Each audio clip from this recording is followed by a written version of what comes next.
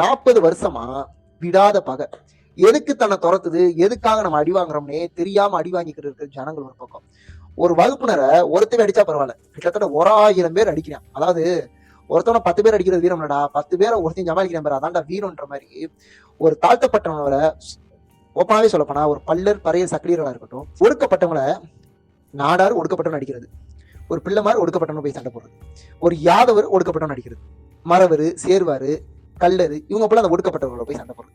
இப்படி ஒவ்வொருத்தரையும் போய் அவனை அடிக்கிறதுனா அவன் என்ன கேட்கிறான், என்ன எதுக்குடா அத்தனை பேர் அடிக்கிறீங்கன்னு கேட்கிறான். அவன் கேட்கற நியாயம் தானே, என்னை எதுக்குடா அடிக்கிறீங்கன்னு கேட்கிறான். இப்படி 40 வருஷமா காரணமே இல்லாத பகை. எனக்கு கீழே உனக்கு நான் மேல, என் பேச்சு தான் நீ கேட்கணும், எனக்கு கீழே தான் இருக்கணும், நான் வந்தா நீ துண்டை கட்டணும், நான் இருக்கிற இடத்துல நீ உட்காரக்கூடாது, நிக்க கூடாது, பேசக்கூடாது, இப்படின்னு காரணம் இல்லாத பகை. அவன் அடி வாங்கி சரி இது ஒரு 20 வருஷம் 30 வருஷத்துக்கு முன்னாடி நடந்த நிகழ்வு, இது இன்னையோட இந்த காலத்துல வராதுன்னா நேத்து ஒட்டுமொத்த தமிழ்நாடே கதி கணக்கிருக்கு.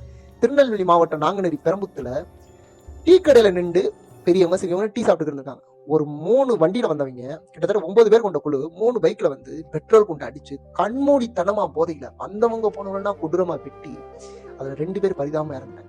2 பேர்ல ஒருத்தர் வந்து மாற்றுத்திறனாளி, வாய் பேச முடியாத ஒரு தலித் வகுப்பினரை சேர்ந்தவன்னு சொல்றாங்க.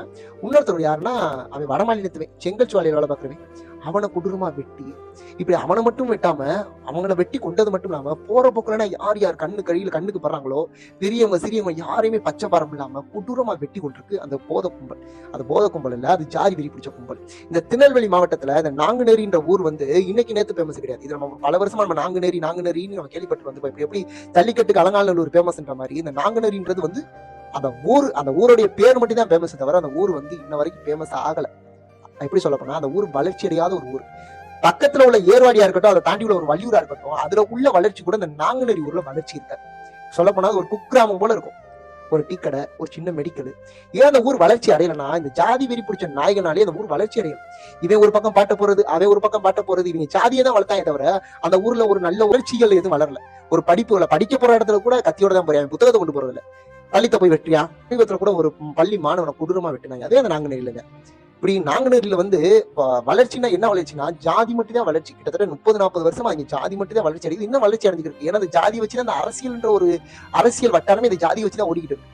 நம்மளுக்கு தான் முன்னேறணும், அவனை அடிக்கணும், அவனை போய் வீடு ஏறி வெட்டணும், அவங்க நம்மளுக்கு கீழே தான் இப்படின்னு அவங்க ஜாதியை தான் வளர்த்துருக்காங்க தவிர நம்ம ஊருக்குள்ள வந்து நல்ல திட்டங்களை கொண்டு வரணும், ஒரு பள்ளிக்கூடத்துல வந்து மேல் நோக்கி சொல்லணும், நம்ம பிள்ளைங்க நல்லா படிக்கணும், ஒரு மருத்துவமனை வரணும், இந்த இடத்துல ஒரு ஷாப்பிங் மால் வரணும், இந்த இடத்துல ஒரு ஜவுளி கடை, நகை கடை, இந்த இடத்துல ஒரு நல்ல தொழிற்சாலைகள் வரணும்னா எவனுமே நல்லது நினைக்கல. ஏன்னா அதெல்லாம் வளர்ந்துறாங்க, ஜாதி வளராங்க, ஜாதி வச்சுதான் அரசியல் பண்ண முடியும். இப்படி நாங்குநேரி வட்டம் மட்டும்தான் சபிக்கப்பட்ட ஒரு ஊர் போலயே இருக்கும். அதோடைய சாம்பிள் தான் எனக்கு நடந்தது. அவங்க வெட்டும்போது என்ன சொல்லி வெட்டினாங்கன்னா நவீன் வாழ்க. இந்த நவீன் சுதந்திர போராட்ட தியாகி யாருன்னா சமீபத்துல தீபக் பாண்டியன் ஒரு தலித்துகளுடைய ஒரு தலைவனாவே இருந்தது தீபக் பாண்டியன். அவனும் ஒரு ரவுடி தான். தீபக் பாண்டியன் ஒரு ரவுடி தான். இந்த தீபக் பாண்டியன் வந்து தன்னுடைய காதலியோட அந்த ஹோட்டல்ல வரும்போது ஹோட்டல் வாசல பாளையங்கோட்டை ஹோட்டல் வாசல வச்சு கொடூரமா வெட்டி கொல்லப்பட்டாரு. அதுக்கு முக்கிய குற்றவாளி யாருன்னா இந்த நவீன். இந்த நவீன் இதுல இருந்து அடையாளப்படுத்தப்படுறாரு. இந்த நவீனுக்கு இன்னொரு ஒரு சம்பவம் இருக்கு. சமீபத்துல ஆம்ஸ்டாங்குடைய கொலை வழக்கு எல்லாத்துக்கும் தெரியும். அந்த ஆம்ஸ்டாங் எதுக்கு கொல்லப்பட்டார்னா ஆற்காடு சுரேஷ்னு சென்னையில் ஒரு பிரபல ரவுடி கொலை செஞ்சதுக்கு பதிலுக்கு பதிலாக ஆம்ஸ்டாங் கொலை செய்யப்பட்டார்னு சொன்னாங்க. ஆற்காடு சுரேஷ் கொலை செஞ்சது யாருன்னா இந்த சுதந்திர போராட்ட தியாகி. இவர் யாருன்னா கூலிப்படையின் தலைவன். இந்த கூலிப்படையின் தலைவன் என்ன செய்யறதுன்னா யார் காசு கொடுக்குறானோ இங்க போய் கொலை பண்றது வைக்கிறது. இவர் அவருக்கு மட்டும் இல்லாம அவர் ஜாதியினர்களுக்குன்னு தன்னை வந்து ஒதுக்கியிருக்காரு. நம்ம ஜாதியினர்களுக்காக நான் கொலை பண்ணுவேன் அப்படின்னு. சமீபத்துல திருச்சியில ஒரு துறைன்ற ஒரு பிரபல ரவுடிய போலீஸ்காரங்க என்கவுண்டர் பண்ணாங்க. எதுக்குன்னா இந்த நவீன வந்து அடைக்கலம் கொடுத்து வச்சுக்கிட்டதுக்காட்டி நான் அந்த துறை என்றவரை என்கவுண்டர் பண்ணாங்க. இப்போ நேற்று சமீபத்துல வந்து பேட்டி கொடுத்துருக்காரு. இந்த நேற்று வந்து நான் இந்த மாதிரி சம்பவம் அசமாயம் நடந்திருக்கு, நான் ராணுவத்துல போய் சேரதா இருந்தேன், ஆனா எதிர்பாராம யாரோ பண்ணிட்டாங்க, இதுக்கு எனக்கு சம்மந்தம் இல்லை. அவங்க வெட்டும் போதே என்ன சொல்லி வெட்டிருக்காங்கன்னா நவீன் வாழ்கன்னு இருக்காங்க. எனக்கு புரியல. ஏன்டா அடே அவங்களுக்கு முன்னாடி இவங்களுக்கும் அவங்களுக்கு ஏதோ ஒரு பகை, இந்த ஆளுக்கு போய் அவங்க வெட்டிருக்காங்க, அவங்க இது பகைனாலும் பரவாயில்ல. வாய் பேச தெரியாத ஒரு மாற்றுத்திறனாளி என்ன தெரியுங்க, அவனுக்கு என்ன தெரியும்? ஒரு டீ கடையில உட்காந்து டீ சாப்பிட்டு அந்த வயசானவங்களுக்கு என்ன தெரியும்? இந்த கையவர்கள் கைது பண்ணுறதை காட்டணும், இந்த கையவர்கள் புதியவர்களை அழிக்கணும், சரியான நடவடிக்கை வேணும், பாதுகாப்பு வேணும். பள்ளி கூடத்துல வந்து அருவாள் எடுத்துட்டு போகக்கூடிய நாகரிகம் அந்த திருநெல்வேலி மாவட்டம் நாங்குநேரியில இருக்கு.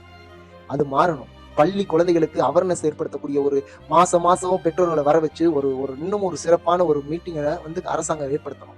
அங்க உள்ள கல்வி சிஸ்டம் மாறணும். காவல்துறையினர்கள் ஒவ்வொரு கிராமத்திலும் கடுமையா நடவடிக்கை எடுக்கணும். மாற்று சமுதாய உயர்ந்த ஜாதியினர் இருக்கணும், தலித்து ஜாதியினர் இருக்கணும், யாரா இருந்தாலும் நடவடிக்கை எடுக்கணும். இந்த இடத்துல ஒரு மரபு சமுதாயத்துல பாதிக்கப்பட்டிருந்தாலும் இதை பேச வேண்டியது.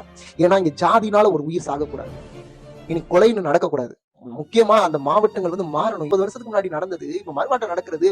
அப்ப இன்னும் அவங்க வளர்ச்சி அடையாதோடைய விஷயம் தான். இன்னும் அவங்கள வந்து முட்டாளா ஒரு யாரோ ஒருத்தவனை முட்டாளாக்கியிருக்கேன். கொடூரமா வந்து ஒருத்தன் வந்து இந்த நேரத்துல கொலை பண்ணிட்டு போறான்னா அவனுக்கு யார் மூளையா இருந்திருக்கான்? அப்போ இந்த வாலிபர்களை யார் ஒருத்தன் இயக்கிக்கிட்டு இருக்கா? அதுன்ற ஒரு கட்டமைப்புக்குள்ள வெறியேத்தி கொலைகளை பண்ண வைக்கிறது யாரு? அவங்களை கைது பண்ணணும் காவல்துறையினர். சட்டம் கடுமையான நடவடிக்கை எடுக்கணும். இவங்களை யாருமே சும்மா விடக்கூடாது. எல்லாருக்கும் கடுமையான சட்டம். கண்டிப்பா ஒரு 4 பேரையாச்சும் என்கவுண்டர் இருக்கணும். என்கவுண்டர் பண்ணாதான் இது ஒடுங்கும். அவன் குடும்பத்துல உள்ளவன் எல்லாரையும் கைது பண்ணும்போது தான் இந்த குற்றங்கள் குறையும். இது யாராலும் கண்டிக்கப்படணும். ஏன்னா பாவம் இறந்தது அப்புறம் ஜனம். அவங்களுக்கு இன்னைக்கு போற மாவு வாங்க போறவனை வெட்டியிருக்காங்க. வேலை முடிஞ்சு வீட்டுக்கு போறவனை வெட்டிருக்காங்க. பெயிண்ட் அடிச்சு வீட்டுக்கு போறவனை வெட்டியிருக்காங்க. எதுக்கு அவன் சாகும்போது நினைச்சிருப்பானா? அவன் சாகும்போது என்ன நினைச்சிருப்பான்? நம்ம எதுக்காண்டிடா சாகுறோம்? எதுக்கு வெட்டுறாங்க? எப்படின்னா நினைச்சிருப்பான். சட்டம் கடுமையாக்கப்படணும். இதை கண்டிப்பா எல்லாருமே இதை பத்தி பேசணும். தமிழ்நாடு முதலமைச்சர் கடுமையா நடவடிக்கை எடுக்கணும். வேண்டி கேட்டுக்கொள்கிறேன்.